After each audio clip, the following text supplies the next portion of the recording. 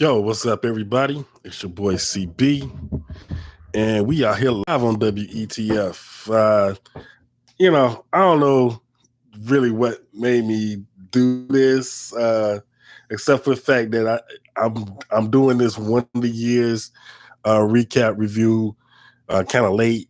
The show premiered last night, and I watched it. I watched it with my wife last night, and we enjoyed it. Then I talked to my dad this morning about it, and he was saying how much he enjoyed it. So uh, I'm just, trying this out for the first time. I don't really, judge it by the number of subscribers and people that actually watch my videos. I'm not really looking for a lot of people to actually join me, but we'll see. And I was gonna, a last minute thought was to do this, to do a simulcast on TikTok as well, but I didn't, check out the technology in time to do that. So anyway, we're here live and here to talk about the new reimagined Wonder Years series on ABC, also streaming on Hulu. And it was pretty good. I got to admit, as a fan of the first Wonder Years, I didn't know exactly what to expect. So when I watched the last night, it was refreshing. It was not just a rehash or a blackening of the old show. It was definitely a new angle, a new approach to it. And so I want to just tell you guys just a little bit about it. And as you know, it's narrated by Don Cheadle. It's also starring some people that you may have seen before, like Dule Hill, who plays the father, and then my man Maldonado, Alan Maldonado. He is the Little League coach, also the father of the main character whose name is Dean. He's the father of Dean's best friend, Corey. And Dean is a 12-year-old growing up in 1968, and he's just going through the usual things that a 12-year-old goes through, trying to find his way in the world and trying to find out, what it all means. And of course, there's the love interest that goes along with that, because when you're 12 years old, I don't think anything is more important than that girl that you have a crush on. And, he's just going through the regular things. It starts off with him talking about his family. And then he goes into school and is talking about that life. And him and his friends, he's got another friend named Brad, who's a little Jewish kid. And it's like, one of the first years of the schools being unsegregated in 1968. And, it's got all the elements of that. And they're in school going through the normal school things. And the main idea or the main plot of this first episode is they're trying to get a little league game going between Dean's team, which is an all black team coached by his best friend Corey's dad, and then his Jewish friend Brad. His father is the coach of his little league team, and they have the bright idea that they're going to get the two teams together to play a game, something that obviously has never been done before. And so they're gonna try to put this together.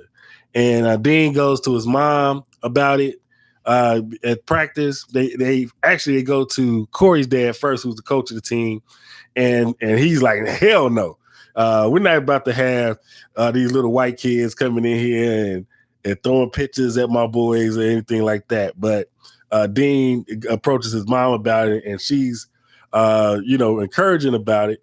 And Dean's dad is not for it either. He doesn't want it to happen, but it goes down. And the game, they're excited about the game, and they're excited that they're out there playing the game. And then Dean's dad even shows up, even though he didn't want them to play the game. And so Dean's happy about that. And the game's going. There's a little funny thing going on between Dean's dad and the coach, trying to, fight for Dean's fight for the instruction on Dean on how he's playing the game. And then kind of out of nowhere, tragedy strikes. It's of course, it's 1968, and it just happens to be the day that uh, Dr. Martin Luther King is assassinated, and he's actually assassinated during the game. So that adds a little bit of somberness to the situation, because here it is. Dean is calling himself this great uniter, and then this tragedy happens, and everybody goes home and watches the news and sees everything that's going on with this assassination. And of course, it's a sad moment. Anybody that was alive during that time that remembers how that was, remembers it as a sad moment. That's what my dad was talking about.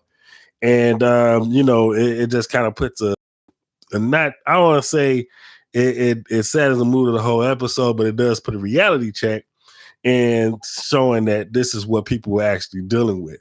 And of course, like I said, there is the love interest involved in the show. Her name is Kisa, and Dean is not able to share his feeling, even though he attempts to a couple of times. It's never the right moment. And then, so when Dr. King is assassinated, he feels like this is going to be his moment. He's going to go and finally confess his love for her. And he goes to their old school, which was shut down due to the desegregation, because that's where they all gather. And he's going to see her there. And as he approaches the scene, what does he see? His best friend, Corey, kissing his girl. And it's a heartbreaking moment. It was heartbreaking for me, because I kind of know what that feeling's like. And so he just kind of goes home and gets consoled by his mother. And that's kind of, that's pretty much the way the episode ends. Him, remembering that day, not as the day that we lost one of our great civil rights leaders, which it also was, but it's also the day that, the reality check of a broken heart first entered his mind. So all in all, it was not a bad episode. At first I thought that, Don Cheadle being the narrator was a little distracting, but as the episode goes on, you get caught up in the actual characters. And I think everybody does a really good job of playing the characters. And you can really get, the feeling that you get watching these characters go through these situations is really good. I don't think that people. I saw some of the other reviews. People were saying it doesn't recapture the magic of the original series. But for those that remember, I don't think that Wonder Years started off as a great hit either. You have to give these shows time, especially when it's a reboot or reimagining like this. You have to give it some time to kind of find its own way. And I think as long as people do that it can be very successful. The other thing is that the original star, the old Wonder Years, Fred Savage, he is involved in the new show as an executive producer. So that's something to keep in mind as well. And it's it's on the network ABC. And hey, it's not a bad thing at all. So even though this is live, I'm definitely going to post this video on my channel. So feel free to like it. Feel free to drop some comments about what you thought about it if you saw it. Even if you didn't see it, what do you think about them coming out with the new Wonder Years? I really like to know. This is nice and short, and for my first live, I don't think it's too bad. So, again, show me some love in the comments and the likes. If you're not a subscriber, go ahead and subscribe. And hey, my name is CB, aka the Rude Educator. I'll check y'all out next time. Peace.